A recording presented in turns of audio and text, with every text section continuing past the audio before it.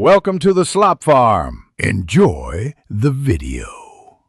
In this video, I will explain how to play new Super Mario Bros. Wii on your iPhone. First, you'll need to install a reliable Wii emulator, such as Dolphin iOS, directly onto your device. Make sure your iPhone has sufficient processing power and storage, ideally an A12 Bionic chip or newer, for the best experience.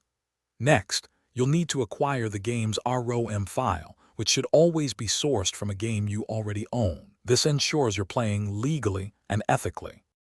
Once you have your game file, typically a WBFS or ISO format, transfer it to your iPhone. You can use cloud services, a computer connection, or a file manager app for this. After the transfer, launch your chosen Wii emulator. Navigate through the app's interface to find the option for adding games or browsing files.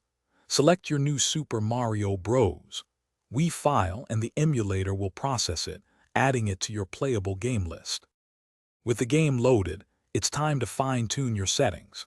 Access the emulator's configuration menu to adjust graphics, audio, and performance options. You might experiment with different resolutions or frame rate limits to find what works best for your specific iPhone model. Crucially, set up your controls. You can use the on-screen touch controls, which are fully customizable, or pair a Bluetooth controller for a more authentic console feel. Don't forget to save your profile. Now you're all set to dive into the Mushroom Kingdom. Simply select New Super Mario Bros. Wii from your emulator's game library and hit play.